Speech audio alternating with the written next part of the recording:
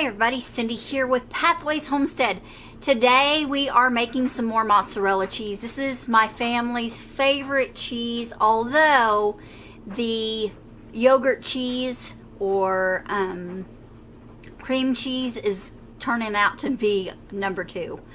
We did like the farmer cheese, but we are really enjoying the homemade mozzarella and really enjoying the yogurt cheese. I'll have to share the yogurt cheese with you another day because I don't have any yogurt made, but maybe we'll make yogurt in the next video. I'm trying to get a lot done this week on Monday, getting a lot filmed. It's Monday today. Trying to get a lot filmed for this week, and I'll just probably film everything that I'm doing and try to get those videos out. So you'll see me in the same clothes. It's called batch filming, and we'll try to do several films in one day, several videos in one day, and get those edited out for you. So guys, right here I've got a gallon of milk. This is our raw milk from our cow. So that's what we're going to start with. We're going to have a gallon of milk. We need citric acid, and we need Renet tablets. And we also need distilled water, and I just get mine from Dollar General. So we're going to need a 1/4 cup of distilled water. I better turn on my light so I can see.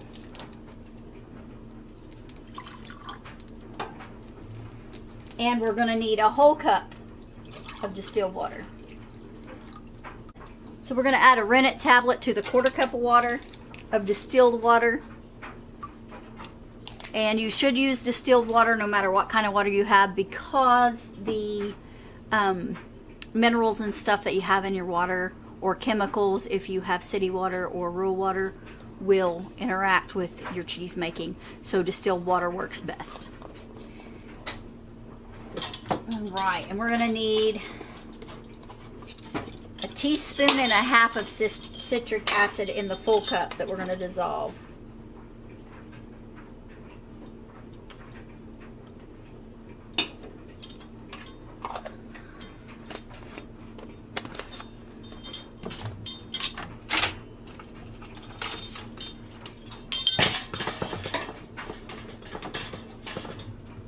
Alright, we're going to stir and dissolve that citric acid in that cup of water. That was a 1.5 teaspoons of citric acid per gallon. I'm going to stir it in slow. And you may see a little bit of curdling, and that'll be okay if you do. You may or may not see any. We'll gently stir that in. I like to use the double boiler method when making my cheese. And so as you can see, I've got my water bath canner, and then I have a large stock pot down in it. This is full of water to about here, and then I stick the pot in there. That helps so I don't have to constantly be stirring the milk. I really like this method. So I'm going to temp my milk and see what temperature it is. I want it to bring it up to 100 degrees. I've got a fire on under this pot. We are sitting at about 65 degrees, which is great. We want to bring that up slow. I'm going to turn my heat down to a medium-high heat, and I'm just going to let this heat up. So while we're letting the cheese come up, we're going to crush the Renet tablet that's in here. I just use my same wooden spoon. I find my little Renet tablet and I just crush him up.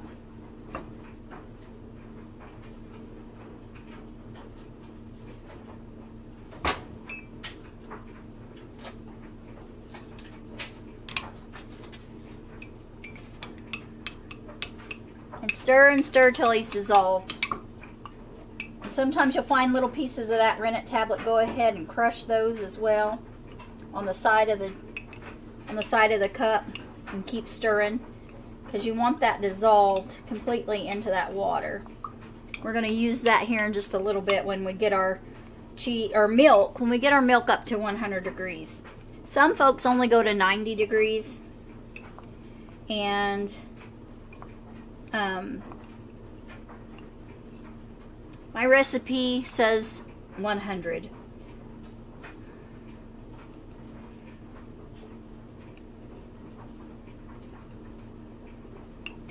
And it sometimes takes a little bit to get that Renet tablet dissolved.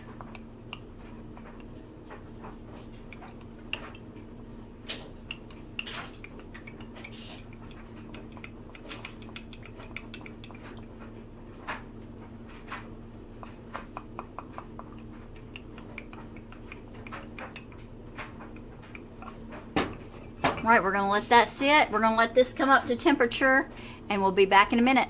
Okay, our milk has came up to 100 degrees. So we are going to add the rennet. And you're gonna kind of add that in like a circular motion, kind of like a folding, like you're folding. You may already have some curdling, and that's okay. The citric acid should cause a little bit of curdling, and it'll be all right. That's what you want. Okay, we've got those added. I'm actually going to pull this out of the water because I don't want it to remain that hot. Set it over here. Cover it with the lid, and it's gonna rest for 10 minutes, and we'll be back. Okay, we're back. It has been way past 10 minutes, but it's okay because the mozzarella is very forgiving. Next, we're gonna cut the curds. I don't cut them, I just break them up with a spoon. So I just run my spoon around and just break them up. I don't know if you can see that real good.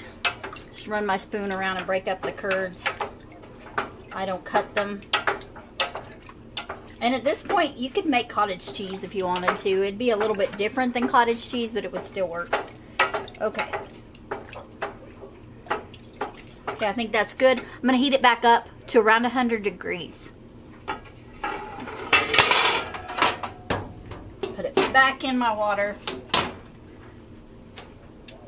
Turn that back on. Alright, get the heat back going on there. It's back up to, get it heated back up to 100 degrees. Alright, let's check our temp, see how far we have to go so we kind of know how long to leave it going.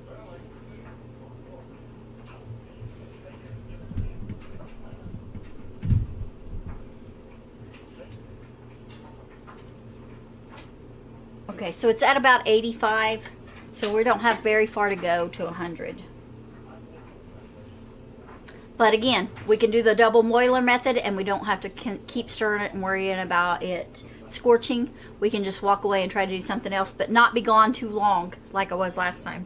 That's the good thing about the mozzarella. It's very forgiving at the point where you're wanting it to form the curd. So you can even let it sit an hour or so. It won't hurt it. It'll just take it a little longer to bring it back up to the 100 degrees. We've got our curds and whey back up to 100 degrees. We're gonna stir this for 5 minutes. While I was letting that heat up, I got my cloth and my strainer. I also have a clean milk bucket to catch the whey so that I can put it in the slop bucket for the pigs.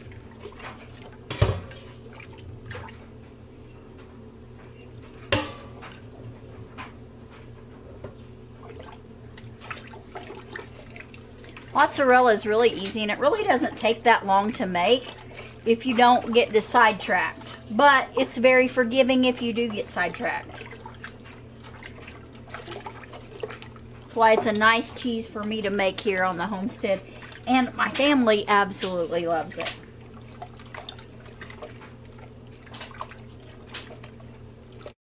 Alright, we have stirred that for 5 minutes. It's time to drain it.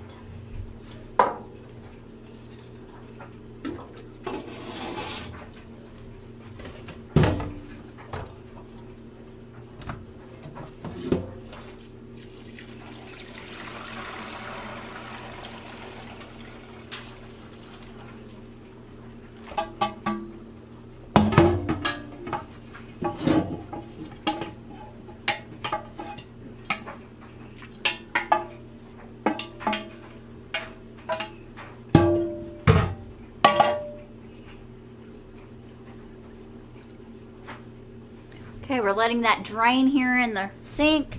I do have the bucket catching the whey. If you don't want to reserve the whey, you can just let it go down the sink. As long as you've got it in the colander so that you don't lose your curds. But I like using, instead of using cheesecloth, I like using these reusable tea towels.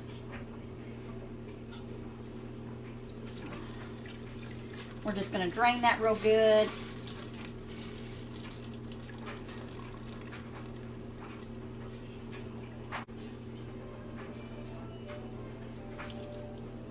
You can also squeeze it with your hands, because that's going to be in your next, what you do next whenever you go into back into the water. So we're going to keep this water pot that we did our double boiling in, we're going to keep it warm.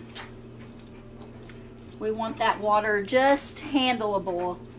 And we're going to put this cheese back in there and keep working it and trying to get as much liquid as we can out of it.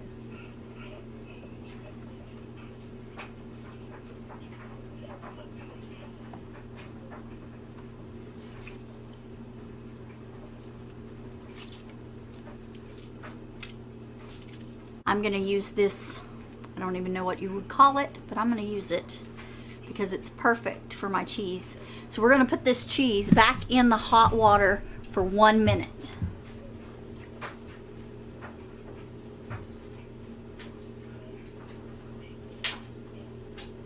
What that does is that heats the cheese up and helps it melt a little bit. And while it's doing that, we're going to let it go a minute. We're going to hold on to the spoon so that it doesn't fall down into the pan, because it can stick to the bottom of the pan, especially since I have heat going back on this pan, so the water is getting hotter and it can stick to the bottom of that pan and scorch, and you don't want to do that. So that's why I use that little slotted spoon.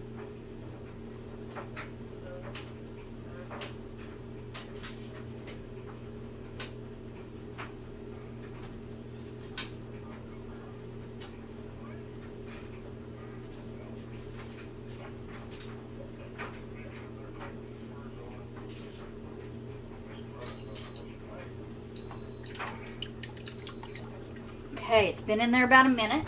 We're going to bring it out, and it's just where we just about can't hardly handle it. It's so warm. And me, I'm going to have to keep moving my camera back and forth. Hopefully I can get it in one spot. But see how it is getting shinier? And you just want to keep working it and working it and working it till it cools down. And when it gets a little cooler, then you're going to put it in for another minute. And eventually, see how I've got a donut? Eventually it's going to go into a smooth ball. So I'm going to put it back in for another minute.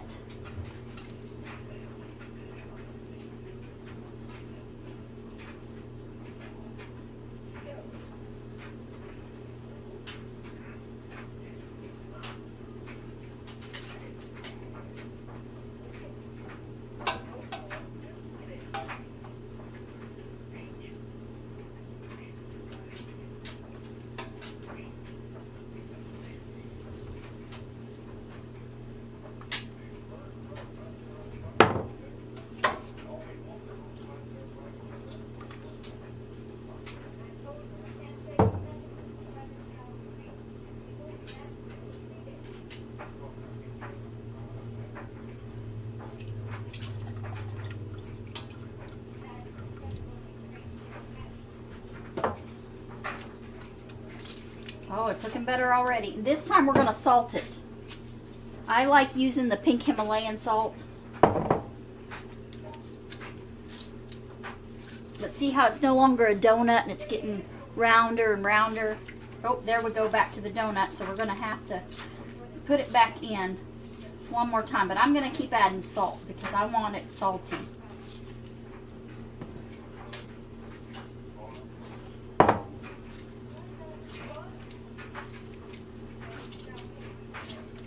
Eventually it's going to get where it keeps spreading and it doesn't break, and it's just really kind of not stringy anymore. We want it smooth where it'll make a nice smooth ball. Hopefully I got enough salt in there. I'm going to go 1 more minute again in the hot water.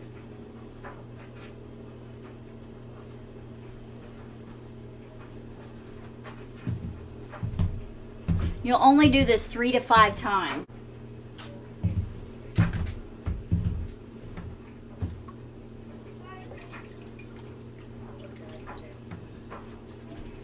Okay, we're going to keep working it. It's almost there. It's getting hotter and hotter, and we just want to work it and get all of it heated through. Okay, we're going to put it back in.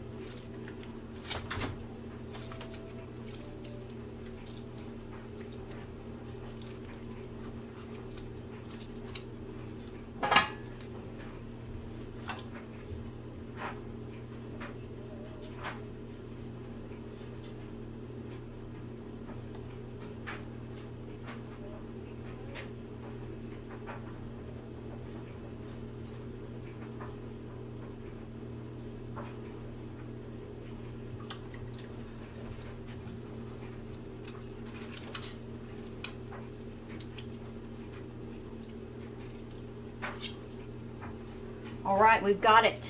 See how shiny it is, and it's not breaking whenever I roll it.